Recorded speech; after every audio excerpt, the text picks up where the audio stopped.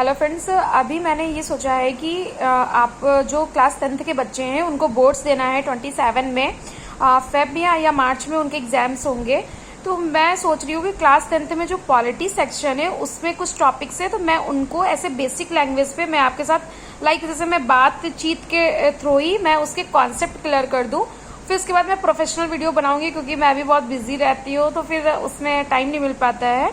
But अभी मैं सिर्फ आपको ऊपर एक आपका बेस बनाना चाहती हूँ कि हाँ, इस पॉलिटी में ये चीज़ें होती हैं। क्योंकि बहुत बच्चे होते हैं जो 10th पास आउट करके चले जाते हैं, 12th पास आउट करके चले जाते हैं, बट उन्हें पॉलिटी की बिल्कुल भी समझ नहीं होती है। तो मैंने अभी ऐसे रिसेंटली मेरे माइंड में आया कि चलो ऐसा करते हैं कि इनका कॉन्सेप्ट क्लियर करते हैं। और हमेशा याद रखना, क्लास 10th में जो आपका पूरा रिजल्ट बनता है वो ओवरऑल बनता है, और आप लोग सबसे ज़्यादा मैथ्स और साइंस में ही ध्यान देते हो, लेकिन आपका ये जो पॉलिटी है ये भी आपके जीवन का एक हिस्सा है और ये भी आपका रिजल्ट बनाता है।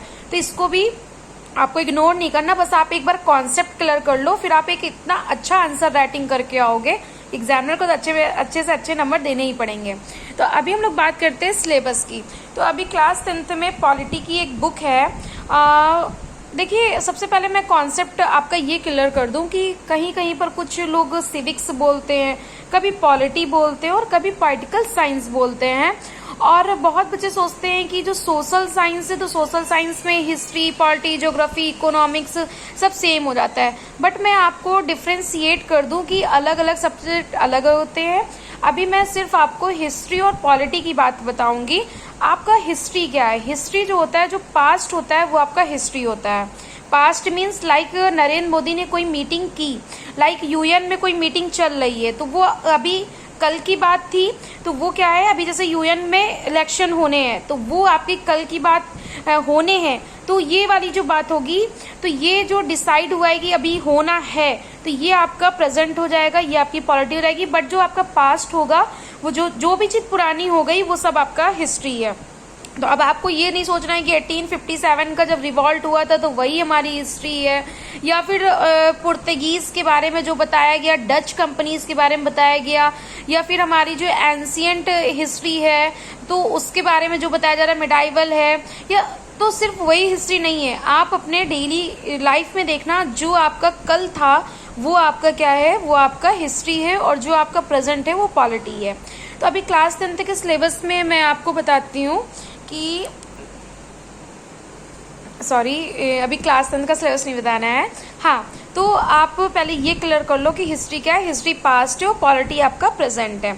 अभी हम लोग बात करते हैं, जैसे सिविक्स आप पढ़ लो, सिविक्स में सिर्फ आपको ये सिविक्स एक टाइप को आपको सभ्य इंसान बनाना है, आपको ये बताना है कि हमारे अराउंड हमारी सोसाइटी में क्या क्या चीज़ें हैं, सिर्फ इतना सिविक्स बताती है। फिर जब आप क्लास 12th में जाते हो तो आप पॉलिटी पढ़ते हो, तो पॉलिटी में क्या है कि क्या क्या चीज़ें हमारे जो इंडिया का सिस्टम क्या है, और जो हमारी बॉडीज़ है, ऑर्गन गवर्नमेंट बॉडीज़ हैं या अदर ऑर्गन्स हैं, तो वो कैसे काम करते हैं, ये चीज़ें हमारी पॉलिटी बताती है। बट जब आप और हायर स्टडी के लिए जाते हैं तो जो आपकी पॉलिटी होती है, जो आपकी सिविक्स होती है, वो आपकी पॉलिटिकल साइंस में चेंज हो जाती है।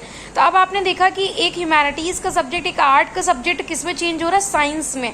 इसमें पॉलिटिकल के आगे साइंस, मतलब अब साइंस क्या होती है, साइंस प्रिंसिपल्स में काम करती है, मतलब सिद्धांतों में काम करती है। तो अब जो यहाँ का आपका पॉलिटी होगा वो सिद्धांतों में काम करने लगेगा।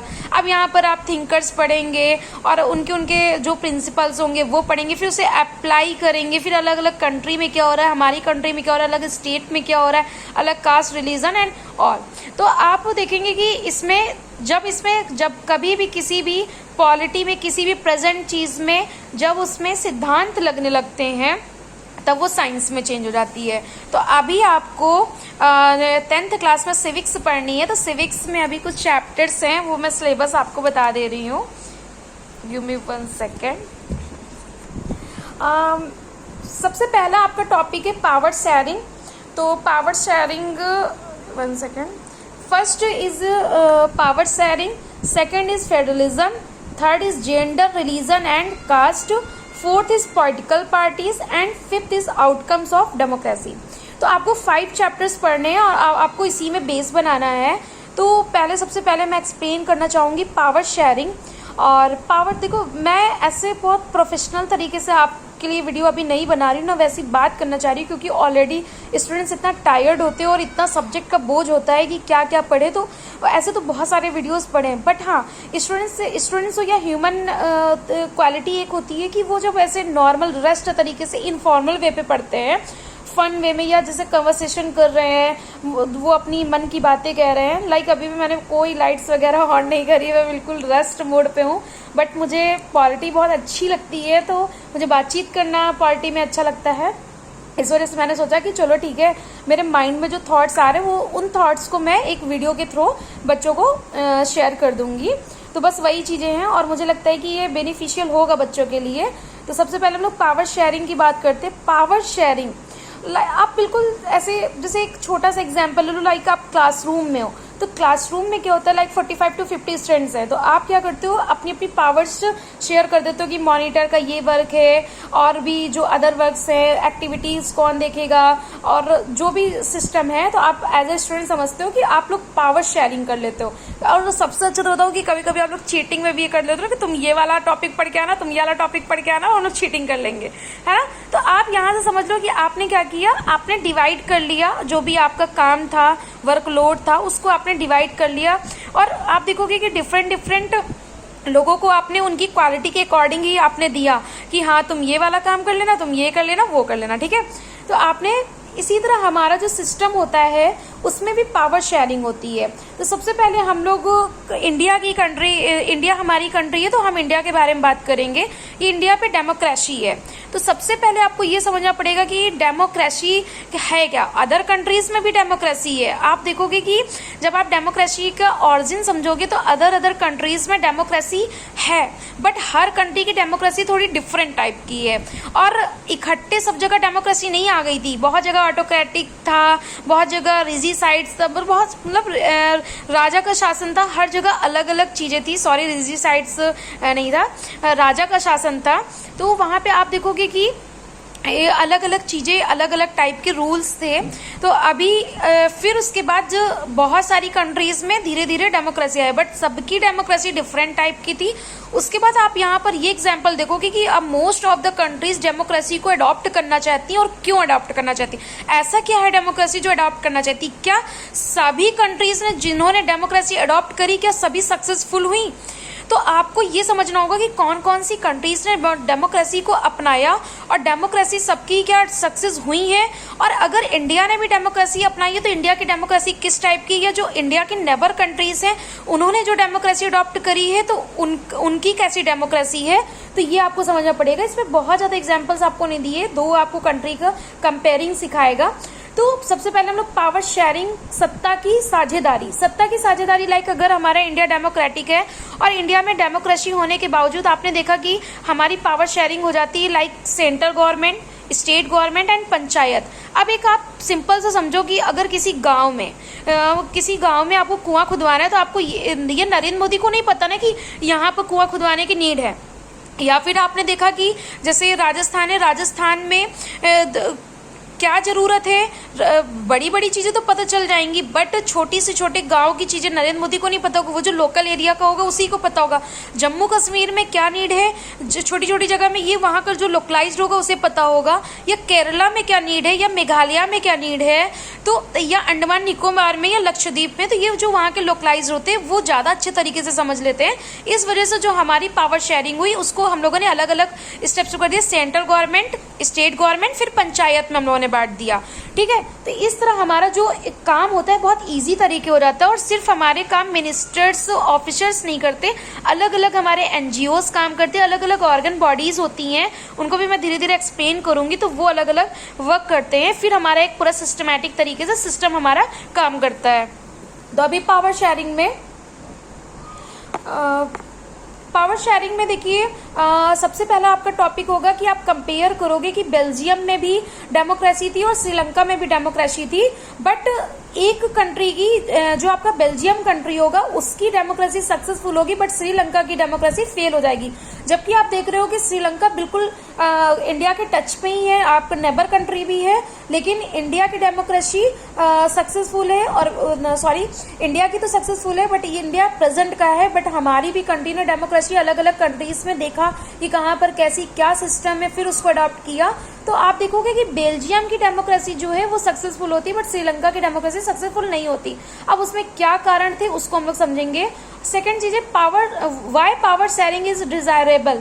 क्यों सभी मोस्ट ऑफ द, सभी तो नहीं बोलूंगी but most of the countries चाहती हैं कि हमारे यहाँ डेमोक्रेसी आए। फॉर्म ऑफ पावर शेयरिंग, क्या क्या फॉर्म्स हैं वो हम लोग इसमें समझेंगे। सबसे पहले स्टार्ट करने के पहले हम लोग डेमोक्रेसी की बात कर देते हैं। डेमोक्रेसी क्या होगी? Demo means people and cracy means rule, तो रूल बाय पीपल्स। तो आप देख रहे हो कि इंडिया में कैसे पीपल रूल कर रहे हैं। लाइक इलेक्शन, जिस भी कंट्रीज में इलेक्शंस हो रहे हैं और जिस भी कंट्रीज में ये अथॉरिटी दी गई हो कि आपका जो वहाँ के सिटीजन है वो अपने नेता को खुद चूज कर सकता है बाई इलेक्शन, इसका मतलब है कि वो डेमोक्रेसी एक इक्वल डेमोक्रेसी में आती है। बट अभी इंडिया में जैसे कुछ जगह, इंडिया क्या अदर कंट्रीज में भी करप्शन हो जाता है, या फिर जैसे कुछ फेयर इलेक्शंस नहीं हो रहे हैं, तो उसकी वजह से हमारी डेमोक्रेसी सक्सेसफुल नहीं हो पा रही। कुछ जगह पे जो हम लोगों को प्रॉब्लम फेस करनी होती है वो यही एक रीजन होता है कि हमारे यहाँ जो फेयरनेस नहीं है, बस यही चीजें हैं। लेकिन अभी आप इतना समझना है कि डेमोक्रेसी में रूल बाय पीपल, तो रूल बाय पीपल लोगों ने अपना वोट दे दिया, तो वोट देने से क्या हो गया? वोट देने से ये हुआ कि इक्वल अपॉर्चुनिटीज मिली। तो आपने देखा कि यहाँ पर इंडिया पे क्या है? इंडिया पे इक्वालिटी है, राइट टू इक्वालिटी है। और इक्वालिटी, अब एक आपने वर्ड ले लिया इक्वालिटी, तो आपको किस टाइप की इक्वालिटी है ये भी आपको समझना होगा।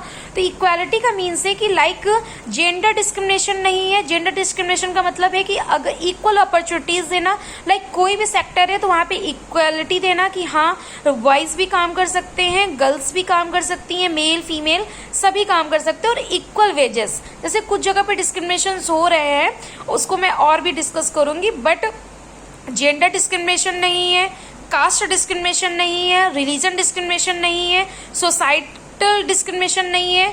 तो ऐसे बहुत सारी चीजें जहां पर इक्वालिटी दिखाई जा रही है। तो इक्वालिटी, अभी मैं जो टर्म्स है इक्वालिटी, फ्रीडम, ये सारी चीजें आपको मैं और डीप में एक्सप्लेन करूंगी, बट अभी हमारा टॉपिक पावर शेयरिंग है। तो हम लोग पावर शेयरिंग को, और हम लोग ये समझेंगे कि डेमोक्रेसी हमारे इंडिया पे क्यों पावर, जैसे लोग कहते हैं ना कि क्यों पंचायत बना दी, क्यों हमारे स्टेट गवर्नमेंट बना दिया, क्यों कभी कभी कॉन्फ्लिक्ट्स होते रहते हैं, स्टेट गवर्नमेंट कुछ और कह रहा है और सेंट्रल गवर्नमेंट कुछ और कह रहा है। तो उन लोगों के विचारों में, उन लोगों की जो पॉलिसीज आती हैं उनमें कुछ कुछ चीजें अलग अलग होती रहती हैं। बट अभी हम लोग पावर शेयरिंग में देखते हैं meaning of power sharing. Power sharing means the distribution of power among different organ, label and group of society so that no one person or group has absolute control. One second.